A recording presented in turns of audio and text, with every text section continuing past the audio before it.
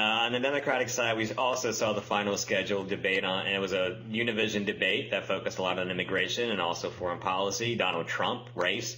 Peter, how did Hillary Clinton do against the barrage of questions about her past and present positions like we talked about, including one question in which she was asked if she was Hispandering to Latino voters because when she was in the Senate, she supported a bill that pretty much would have done what Donald Trump wants to do and create a barrier on the Mexican border. Before I answer that, I just really want to say that it doesn't work to try to do these two languages simultaneously. No. They really should have said, look, if you want to listen to this in Spanish, here's Univision, up in the 600s on your cable box. If you want to hear it in English, then here's the CNN version. Trying to mash these things together was just confusing to everyone. It was very schizophrenic, and I don't think even the translator could keep up as Jorge Ramos was switching from English to Spanish on a whim. Yeah, I mean, it was just kind of a silly thing, and it was all done for show anyway. But that's it. Hillary did very poorly, and she did very poorly on questions that are going to be asked of her again and again and again right up till the voting day in early November.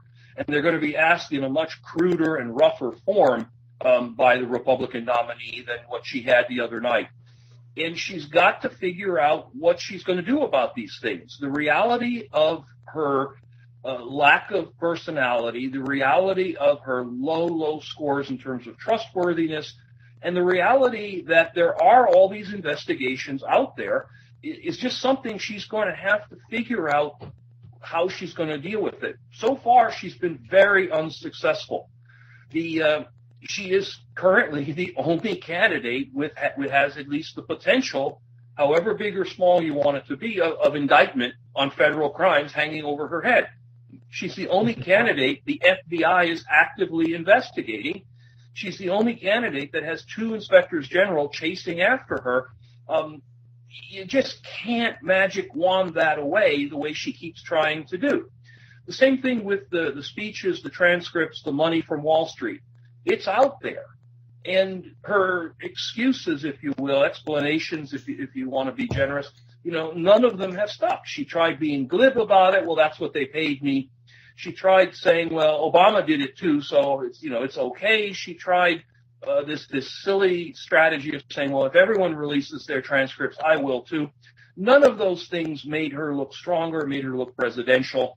And the other thing was that just release them or say, I'm not going to release them. Take the hit and move on. Yeah. Don't keep pushing, hitting the balloon back up in the air, and so it comes down again. The other problem that I saw with the way she answered those questions is how angry she looked. It's politics. Only, everyone understands those things are going to come up. And she looked so annoyed at having to answer them. And her tone was just so angry and frustrated and annoying. I just don't see that helping her. The substance of the issues completely aside. Just in terms of putting herself out there as a personality, as someone you want to see on TV and you want to lead you. And again, I have to stress that she got those questions in about as calm and nurturing an environment as she can expect.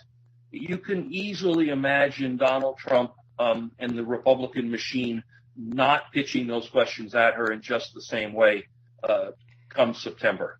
Yeah, I mean, that's a great point. Hillary was asked if she would drop out if she was indicted because of the email scandal. And, she just shrugged it off and said, well, it's not going to happen. I'm not even going to answer that.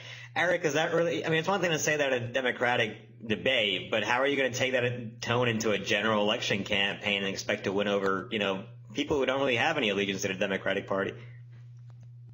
It's not going to work well because it makes her look like she doesn't really care and that she thinks she's better than everybody else. She is knowingly caught in the scandal, as Peter outlined, and here she is shrugging it off like, I'm bigger than you. I'm not going to get arrested. Don't worry. And average voters don't like that. They're tired of politicians that get away with their corrupt practices and have no accountability for it.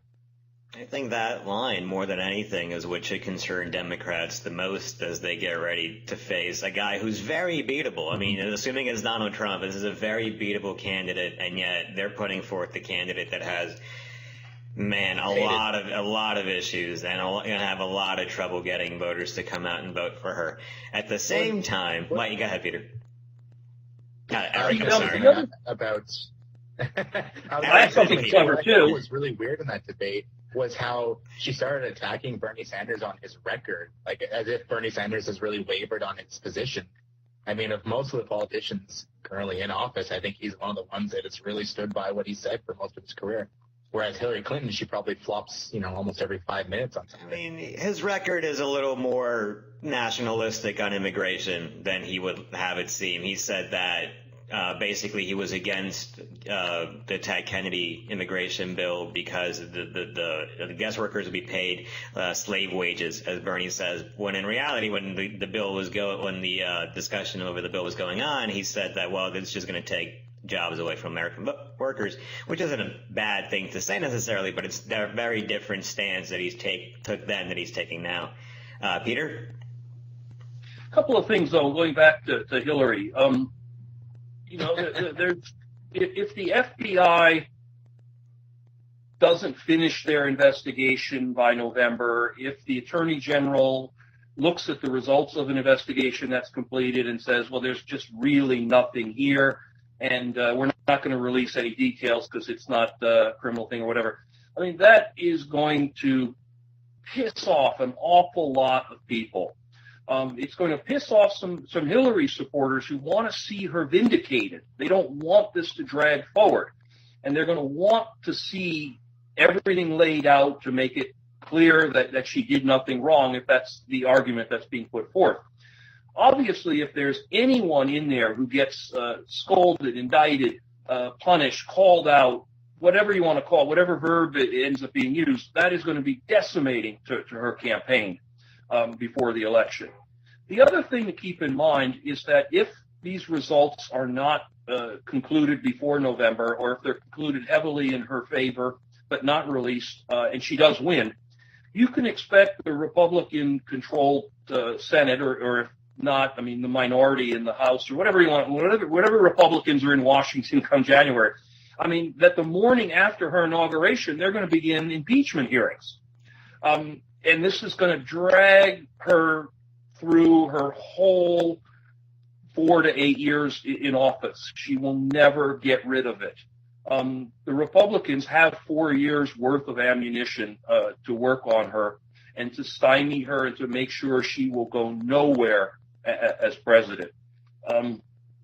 It's not good. And she's tried for a year to put out, because it was a little more than a year ago that we first learned of her email server. And if you spent some time and just looked through the various excuses that she's offered, she just keeps putting a new one out there to see if it sticks. And it's not good for her.